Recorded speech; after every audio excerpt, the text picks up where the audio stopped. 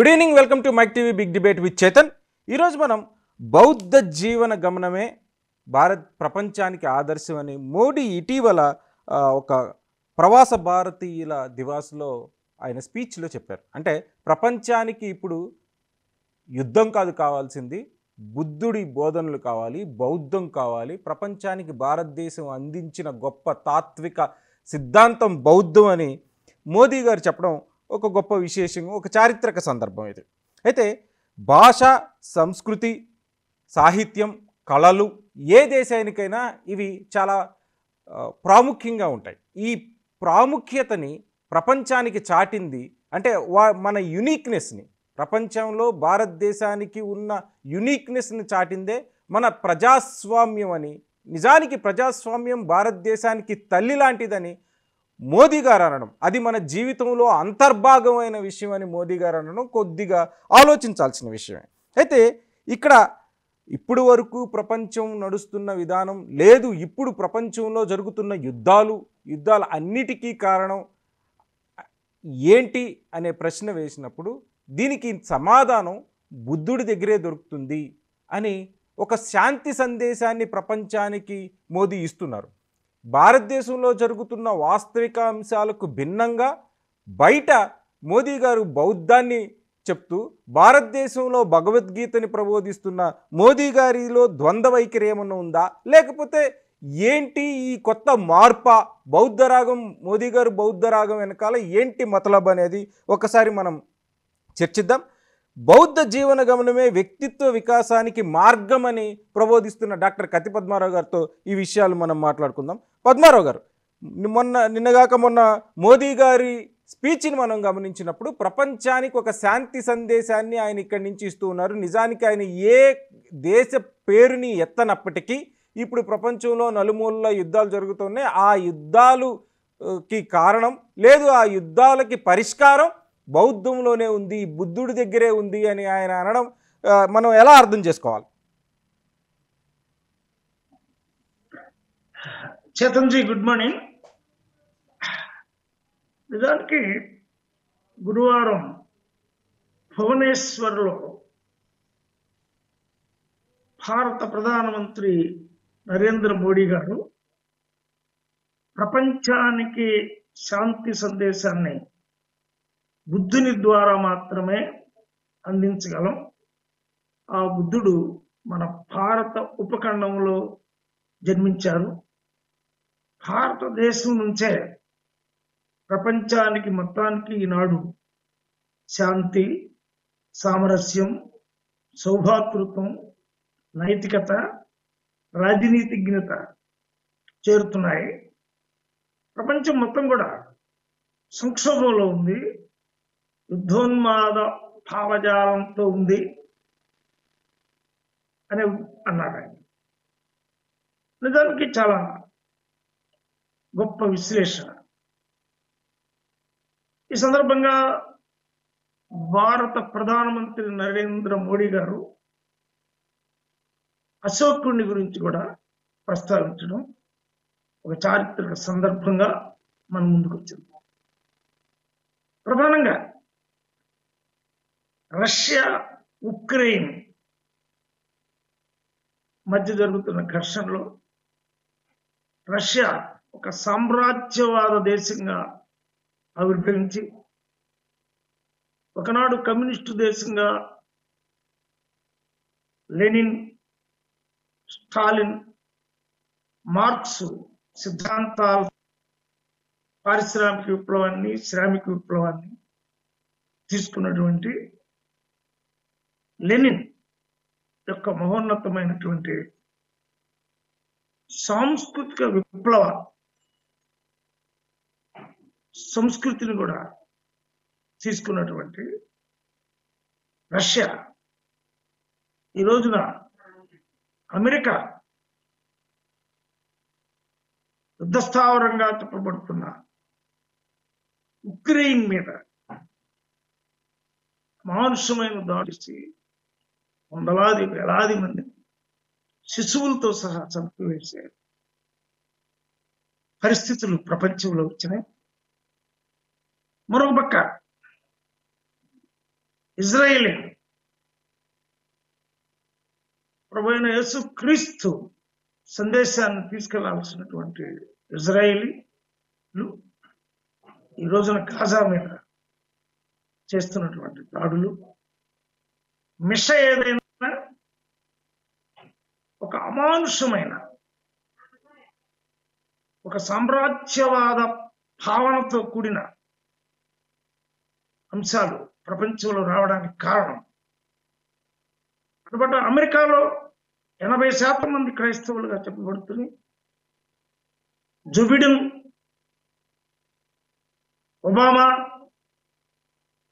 వీళ్ళందరూ కూడా మేము క్రైస్తవులం అని చెప్పుకున్నటువంటి క్రైస్తవ పునాదులు ఉన్నటువంటి అమెరికా ప్రపంచ సామ్రాజ్యవాదాన్ని చేస్తూ ఆయుధాలు ఇబ్బడిముబ్బడిగా సృష్టిస్తూ అమ్ముకుంటూ అనేక దేశాల మధ్య యుద్ధ వాతావరణాన్ని క్రియేట్ చేస్తున్న ఈ సందర్భంగా భారత ప్రధాని నరేంద్ర మోడీ గారు ఇచ్చిన ఈ సందేశం ఆలోచించదగినదిగా అందరూ భావిస్తున్నారు. మరి ముఖ్యంగా నరేంద్ర మోడీ గారు ఆయన మూడవసారి ప్రధానమంత్రిగా వచ్చిన తర్వాత రాజ్యాంగబద్ధమైనటువంటి అనేక నినాదాలు, స్లోగన్లు, రాజ్యాంగ అనుసరణకు సంబంధించిన ఉద్యమాలుతో అంబేద్కర్ ముందుకు వచ్చిన తర్వాత ఈ భావజాలంలో బీజేపీ, విశ్వ హిందూ పరిషత్, ఆర్ఎస్ఎస్ రకరకాల వైరుధ్యభరితమైనటువంటి ప్రకటనలు చేస్తున్న ఈ సందర్భంగా భారతదేశానికి అవతల బుద్ధుడిని గురించి ఇప్పటి వరకు చెప్పి భారతదేశం లోపల కూడా బుద్ధుడిని గురించి ఈరోజు భువనేశ్వర్లో మోడీ గారు చెప్పడం ఒక చారిత్రక సందర్భంగా మనం తీసుకోవచ్చు. నిజానికి ప్రపంచానికి డాక్టర్ బిఆర్ అంబేద్కర్ చెప్పినట్టు ఆయన బర్మాలో ప్రసంగంలో కానీ 1956లో ఆయన మరి బౌద్ధ దీక్ష సందర్భంగా ఇచ్చిన ఉపన్యాసాల్లో కానీ మరి ముఖ్యంగా ఆయన ప్రపంచంలో ఇస్లాం కానీ క్రైస్తవం కానీ ఆ తర్వాత కమ్యూనిస్టు మార్క్సిస్ట్ పేరుతో ఏర్పడినటువంటి రష్యా కానీ చైనా కానీ ఇవన్నీ సామ్రాజ్యవాద భావనలతో అంతర్గత సామ్రాజ్యవాదం, పైకి ప్రజాస్వామ్యం, లౌకికవాదం చెప్తున్నాయి. ప్రపంచం మొత్తం కూడా ఈరోజు బౌద్ధ సంస్కృతి వికాసంతో వెలసిల్లినట్లయితే యుద్ధోన్మాదం తగ్గి ఆయుధాలు తయారు చేయటం అనే అంశం తగ్గి ఉత్పత్తి, సరుకులు, ధాన్యం, ఆక్సిజన్, మానవులకు అవసరమైనటువంటి నీరు, విద్యుత్తు, ధాన్యం మొదలుగా కలిగినటువంటి ఉత్పత్తి చేసే సంస్కృతి, వ్యవసాయం, దేశీయ పారిశ్రామికత పెరుగుతాయి అని డాక్టర్ బిఆర్ అంబేద్కర్ చెప్పిన దానికి దీనికి అంతర్గత సంబంధం కనిపిస్తుంది. నిజానికి చేతన్ గారు డాక్టర్ బిఆర్ అంబేద్కర్ అశోకుడు, బుద్ధుడు, అశోకుడు, అంబేద్కర్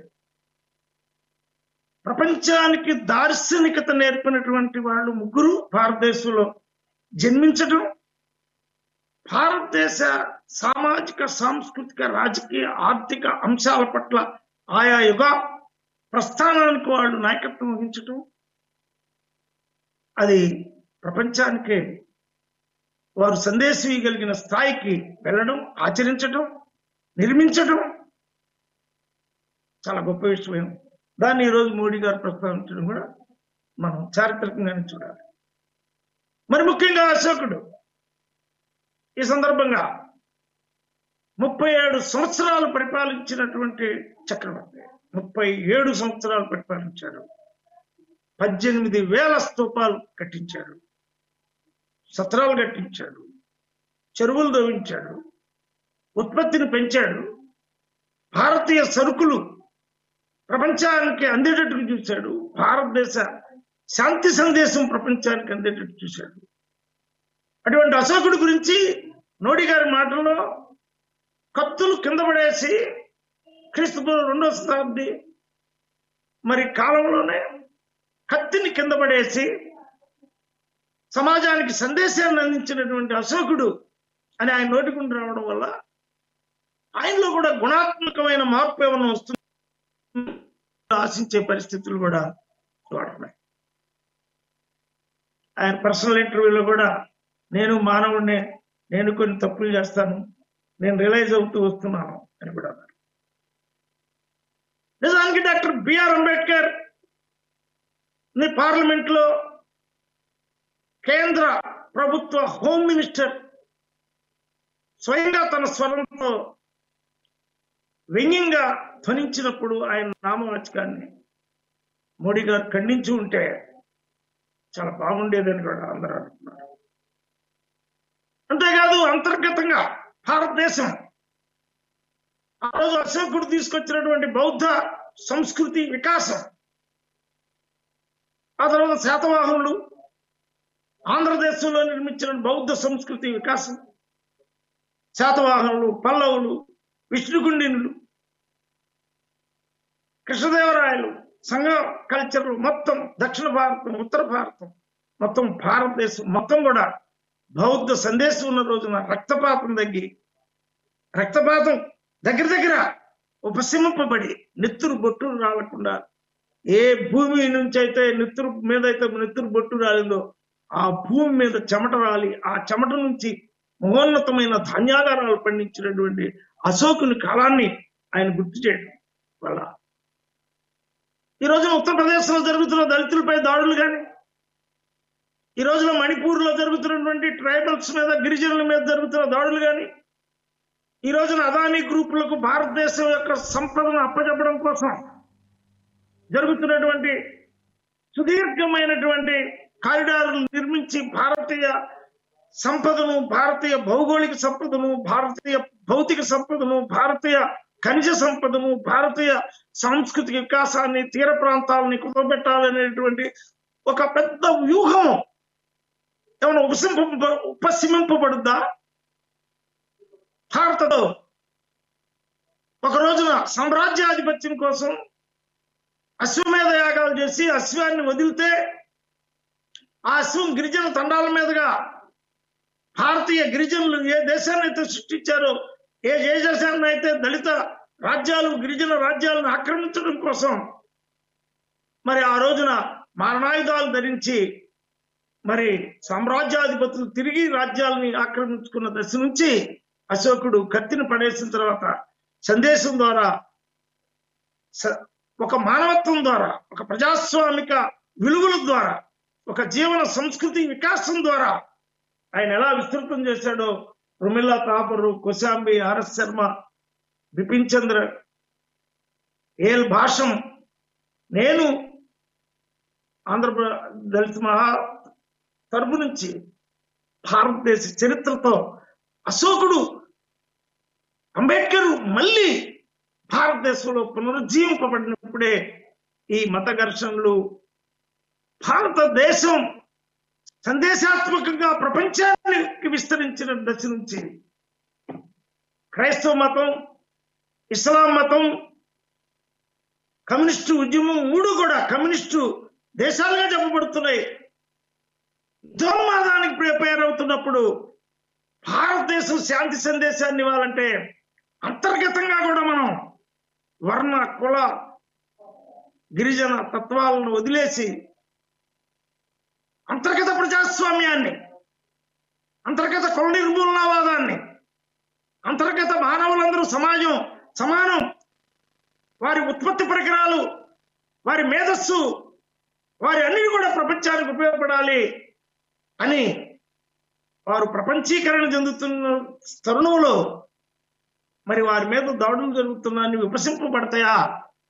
ఏమైనా అంతర్గతమైన మార్పు వస్తుందా? ప్రపంచానికి ఇచ్చిన సందేశం భారతదేశ అంతర్గతంగా కూడా మళ్ళీ మోడీ గారు బీజేపీని కూర్చోబెట్టి, బీజేపీని ముఖ్యంగా విశ్వ హిందూ పరిషత్తు, నిన్నగాక మొన్న విశ్వ హిందూ పరిషత్తు పద్మారావు గారు ఒక్క నిమిషం.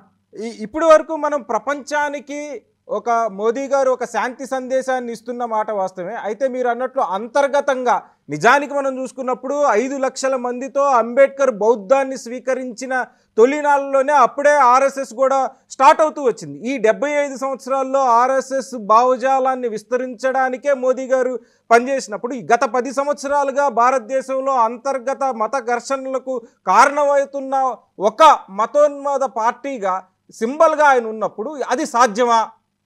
లేదు ఆర్ఎస్ఎస్ విశ్వ హిందూ పరిషత్తుకు కూడా ఆయన ఇదే సందేశాన్ని ఇస్తారా? చేతన్ గారు, నిజానికి ఆర్ఎస్ఎస్ పాకిస్తాన్లో అభద్రత నుండి పుట్టింది. ఒక మైనారిటీలు ఉండేటటువంటి ప్రాంతంలో మెజారిటీ ముస్లింలు ఉన్న దగ్గర రక్షణ కావాలని పుట్టిందే ఆర్ఎస్ఎస్.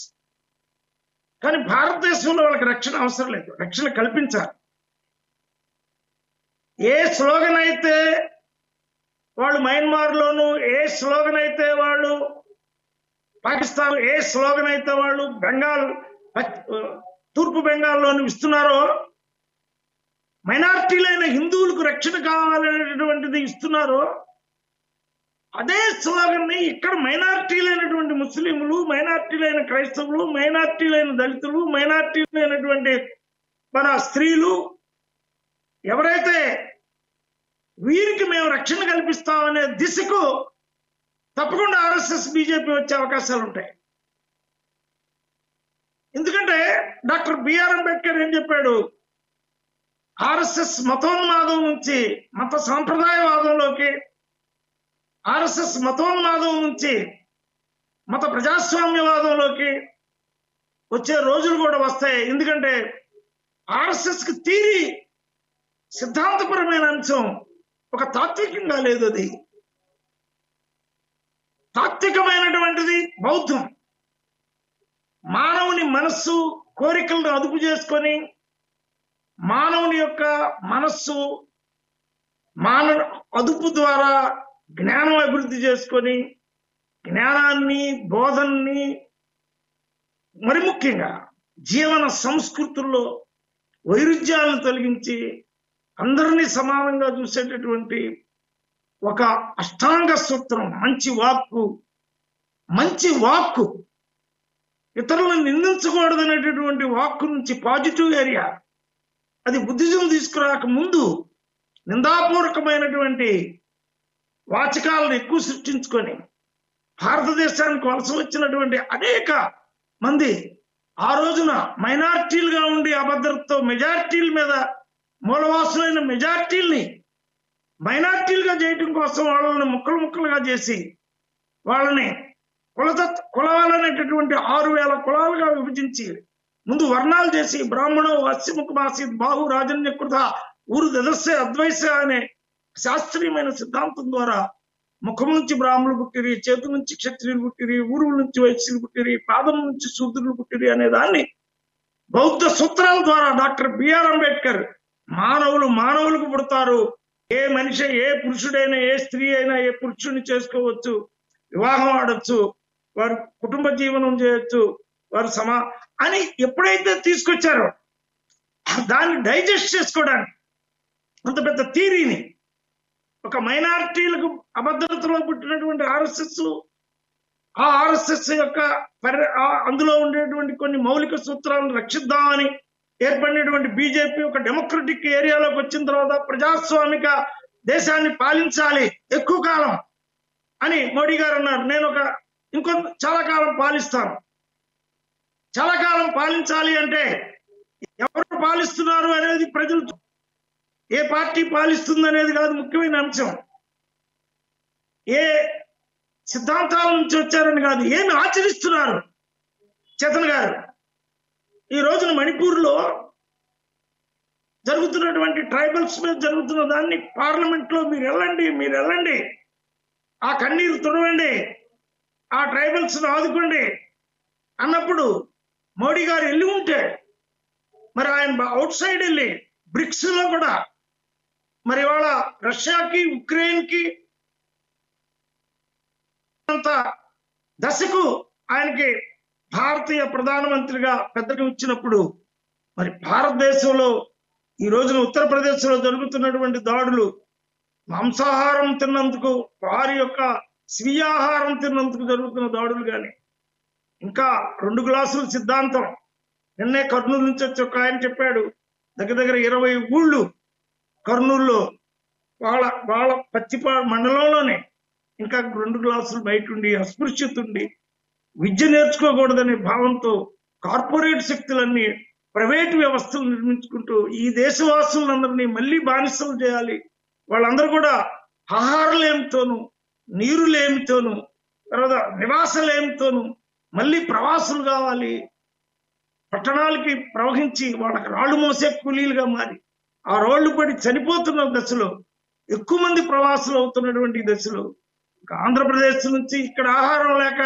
ఇక్కడ పని లేక, అటు రాయలసీమ నుంచి బెంగళూరుకి, ఇటు బరంపూర్కి, అదే బరంపూర్కి, ఇటు ఒరిస్సా నుంచి, అదే తమిళనాడు నుంచి అనేక బొంబాయికి, కలకటాకి వెళుతున్న, ఇంకా ఇతర దేశాలకు వెళుతున్న దశ నుంచి దేశీయ సంపదను, దేశీయ నైపుణ్యాన్ని, నేను ఇతర దేశాలకు అన్నారు, దేశీయ నైపుణ్యాన్ని దేశానికి కూడా వాడగలిగినటువంటి స్థాయికి మరి ఆ రోజున అశోకుడు ఇరిగేషన్ పెంచాడు.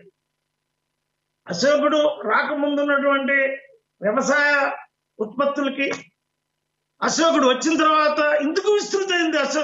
అందరికీ పండించే అవకాశం, అందరికీ ధాన్యాన్ని అమ్ముకునే అవకాశం, ఆ ధాన్యం ఓడల మీద ఇతర దేశాలకు వెళ్ళే ఒక ప్రవాహశీలత. ఆ రోజుల్లోనే మరి అనేక మంది ఈ దేశంలో అనేక వృత్తులు వారు వాళ్ళ వృత్తులు చేంజ్ చేసుకుంటూ వచ్చి కొత్త శిల్పంలోకి, కొత్త సంస్కృతిలోకి బౌద్ధ కాలంలో వచ్చారు.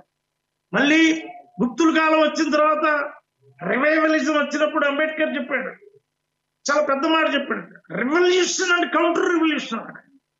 రెవల్యూషన్ బుద్ధిజం అయితే కౌంటర్ రెవల్యూషనే గుప్తిజం అంటాడు. మొదటి దశలో మోడీ గారు వచ్చినప్పుడు నేను అనుకోవడం గుప్త సామ్రాజ్య భావంతో, ఆయన గుప్త సామ్రాజ్య భావంలో కౌటిల్య శాస్త్రం కావచ్చు, మనుస్మృతి కావచ్చు, పరాశర యాజ్ఞవల్క్య స్మృతి కావచ్చు, శృతుల భావంతో ఉన్నట్టు మనకి ఫస్ట్ 10 ఏళ్ళు కనపడుతుంది. మళ్ళీ ఇప్పుడు కాంగ్రెస్ ముందుకొచ్చి అది అనేక సాంప్రదాయ బ్రాహ్మణవాద భావజాలాల నుంచి బయటపడి అది మళ్ళీ అంబేద్కర్ని, రాజ్యాంగాన్ని హస్తం పూని చివరికి 1 year ప్రకటించిన తర్వాత, ఒక సంవత్సరమే అంబేద్కర్ సంవత్సరంగా ప్రకటించిన తర్వాత స్ట్రాటజిక్ గా మారుతున్నారా, లేక నిజంగానే వారిలో చేంజ్ వస్తుందా అనేది ఒక సైకలాజికల్ పాయింట్ ని ఇవాళ భారతదేశం మొత్తం కూడా చర్చిస్తుంది. ఎందుకంటే మోడీ గారు అంటే ఆయన 25 ఏళ్ళు మరి గుజరాత్ ను పాలించినటువంటి ఒక ముఖ్యమంత్రిగా ఫండమెంటల్స్, భారతదేశంలో ఉండే మూలభూతమైన అంశాల గురించి, పరిపాలనలో ఉండేటటువంటి ఒక గ్రామంలో ఉండే ఒక మామూలు వ్యక్తికి ఏం కావాలి, విద్యుత్ కావాలి, నీరు కావాలి, నివాసం కావాలి, ధనం, వాడికి భూమి కావాలి, ముఖ్యంగా ఇళ్ల స్థలం కావాలి, పంట పండించుకునే భూమి కావాలి, తర్వాత నీరు కావాలి, దానికి ఇరిగేషన్ కావాలి, ఇవన్నీ డాక్టర్ బిఆర్ అంబేద్కర్ రాజ్యాంగంలో, భారత రాజ్యాంగంలో సార్వత్రికం చేశాడు. దళితులకు కూడా భూమిని పంచమన్నాడు, భూమిని జాతీయం చేయమన్నాడు, పరిశ్రమలు జాతీయం చేయమన్నాడు. మరి ఆ దశకి వెళ్ళాలంటే ఒక్కొక్క అడుగు ఏమైనా పాజిటివ్ గా పడుతుందా, స్ట్రాటజిక్ గా ఏమన్నా కాంగ్రెస్ వాళ్ళ దూకుడుతో ఉంది కాబట్టి కాంగ్రెస్ కమిటీ ఇవాళ ఆమ్ ఆద్మీ పార్టీ, కాంగ్రెస్ లో ఉండే, ఇండియాలో ఉండే, కూటమిలో ఉండే అనేక ఉప ప్రాంతీయ పార్టీలు, కాంగ్రెస్ అది కూడా ఒక సామ్రాజ్యవాద భావంతో, అంటే ఇంటర్నల్ గా మాకు డెమోక్రటిక్ గా లేదు, మేము ఆధిపత్యంలో ఉన్నటువంటి రాష్ట్రాల్లో కూడా మాకు సీట్లు తగ్గించి ఇవ్వాలని, భారతదేశం మొత్తాన్ని వాళ్లే పాలించాలనే భావంతో ఉన్నారనే ఉద్దేశంతో ప్రాంతీయ పార్టీలన్నీ ఇప్పుడు ఆమ్ ఆద్మీ పార్టీకి వెళ్ళడం ద్వారా రాబోయే కాలంలో డాక్టర్ బిఆర్ అంబేద్కర్ చెప్పినట్టు వస్తున్నాయా అంటే రాష్ట్రాలు వ్యక్తిత్వాన్ని పెంచుకుంటున్నాయా, ఆత్మగౌరవాన్ని పెంచుకుంటున్నాయా, రాష్ట్రాల వ్యక్తిత్వంతో పెంచుకునే క్రమంలో అటు బీజేపీని తగ్గించి ఇటు కాంగ్రెస్ తగ్గించి కూడా ఒక కూటమి ఏమైనా ఏర్పడబోతుందా? ఆ రోజున శరద్ పవార్ మరి ఆ రోజున చెప్పాడు, మహారాష్ట్రలో మేము ఒక దేశీయ భావాలతోటే మేము పార్టీ పెట్టామని చెప్పాడు. ఆ తర్వాత వారికి ఆల్టర్నేటివ్ గా శివసేన వచ్చింది. ఒక మత భావాలు ప్రాంతీయ భావాలు రెండు కలిపి పెట్టామని వాళ్ళు ఆ రోజున వచ్చారు. ఈ రోజున స్టాలిన్ ఇవాళ కాంగ్రెస్ తోనే ఉన్నాడు. ఆ విజయన్ కొంచెం ముందుకెళ్ళి కమ్యూనిస్ట్ పార్టీ యొక్క భావజాలంతో పాటు తాను కూడా ఒక సొంత భావజాలంతో విద్యా కుల నిర్మూలన భావాలని ఎడ్యుకేషన్ ముఖ్యంగా మరి అక్కడ కేరళలో తీసుకొచ్చాడు. ఆ కేరళలో ఇవాళ మన ఈ ఇందిరాగాంధీ గారి మనవరాలు అక్కడ గెలిచింది. మరి అక్కడ గెలిచిన తర్వాత ఆమెను అపవాచకం మాట్లాడారు. మరి ఒక స్త్రీని పైకి వస్తూ అటు ఒక అమ్మాయి ఆమె ఆ వంశంలో పుట్టొచ్చు, కానీ పొలిటికల్ ఫుల్ టైమర్ గా ఆమె మారి ఆమె దక్షిణ భారతంలో కూడా వచ్చి కూర్చొని గెలిచినప్పుడు ఆమెను గౌరవించే స్వభావం బీజేపీకి వస్తుందా? లేక కించపరచడం, స్త్రీలను అవమానించడం, స్త్రీలను ఎద్దేవా చేయడం అనే అంశాలు ఉన్నాయా? ఇవన్నీ కూడా వైదికృత అంశాలుగా ఒక పక్క ఒక పెద్ద విషయం. అది అశోకుడు అంతటి వాడిని తీసుకోవడం అంటే మరి రొమిల్లా తాపర్ ఈ బుక్ లో మరి ఎంతో చెప్పారు. నేను ఇది కోటీకరించాను. మరి కొశాంబి ముఖ్యంగా డిడి కొశాంబి చాలా విషయాలు మరి ఆయన ఏమేమి మౌఖిక జాతులకి భాషలు కూడా సృష్టించి లిఖిత సృష్టించిన విషయాలు కూడా ట్రైబల్స్ కి మళ్ళీ ఆయా ఉత్పత్తులు కూడా మరి టౌన్ లో అమ్ముకునే పరిస్థితులు ఆ రోజునే కల్పించి రహదారులు వేసి చెట్లు నాటించి వాళ్ళకి పాఠశాలలు పెట్టిన, గిరిజనులకు పాఠశాలలు పెట్టిన సందర్భం. అలాగే మనకి ముఖ్యంగా మొఘల్ సామ్రాజ్యం వచ్చిన తర్వాత కూడా అక్బరు అశోకుడు అంశాలు చాలా వరకు తీసుకున్నాడు. మరి ఈ రోజున ప్రపంచం మొత్తం బుద్ధుడిని కోరుకుంటుంది. ఎందుకు? అటు క్రైస్తవ మతము సామ్రాజ్యవాదంలో మునిగిపోయింది. పెరిగి యేసుక్రీస్తుని చెప్తున్నారు, కరుణ చెప్తున్నారు, కానీ అది అక్కడ ఇప్పటికి సామ్రాజ్యవాద భావంతోనే ఉంది. ఇజ్రాయెల్ ని వాళ్ళు మనం చూసినట్లయితే అది ఇన్హ్యూమన్ అటాక్ చేస్తా ఉంది. వాళ్ళు ముస్లింలకు ఉండే వాళ్ళ భూమి, ఆ నేలలో వచ్చినటువంటి ఆయిల్ కంటెంట్ ద్వారా వాళ్ళు ధనవంతులు అవడాన్ని లేదు, వాళ్ళ యొక్క ఆత్మ గౌరవాన్ని సహించలేని పరిస్థితి మనకు కనపడుతుంది. అసలు ఇస్లామిక్ కంట్రీస్ లో సామ్రాజ్యవాద భావన పెరుగుతుంది. మేము కూడా ఐక్యమై ఈ ప్రపంచాన్ని మొత్తం మేము జయించాలనే భావం కలుగుతుంది. అక్కడ స్త్రీలకు విద్య లేదు, అక్కడ స్త్రీలు నియంతృత్వంలో బతుకుతున్నారు అనేటటువంటిది అనేక జర్నలిస్టిక్ స్టోరీస్ మనకు వస్తా ఉన్నాయి. అలాగే కాకుండా అక్కడ ఉన్న వాళ్ళు లండన్ లో వెళ్ళి చదువుకునే స్త్రీలు మనకి స్టోరీలు రాస్తున్నారు. ఈ దశలో మోడీ గారు చెప్పిన మాట మాత్రం చాలా అశోకుడి ప్రస్తావన, అంబేద్కర్ ప్రస్తావన చేయకపోయినా ఆయన ఒక పునాది అయిన అశోకుడిని ప్రస్తావించడం ద్వారా అంబేద్కర్ ని కూడా ప్రస్తావించినట్లుగానే మనం భావించినప్పుడు గుణాత్మకమైన మార్పు. చేతన్ గారు, థ్యాంక్ యూ సో మచ్. అంటే మీరు చెప్తున్నట్టు ప్రపంచానికి మార్పు భారతదేశంలో ప్రారంభమైందా? ప్రజాస్వామిక లౌకిక భావాలు అంబేద్కర్ బుద్ధుడి ద్వారా ప్రపంచానికి అందబోతున్నాయా? ప్రపంచంలో క్రైస్తవం, ఇస్లాం తగ్గిపోయి అన్ని దేశాలు బుద్ధిజాన్ని స్వీకరించే రోజు వస్తుందా? వస్తుంది. 2 దశాబ్దాల్లో ప్రపంచం బౌద్ధ ప్రపంచంగా మారిపోతుంది. భారతదేశం బౌద్ధ భారతంగా మారుతుందని ఒక బుద్ధిస్టు తత్వవాదిగా, బుద్ధిస్ట్ తత్వవేత్తగా కూడా నేను ఈరోజు ప్రకటిస్తున్నాను. పద్మారావు గారు, thank you for your valuable time. Thank you.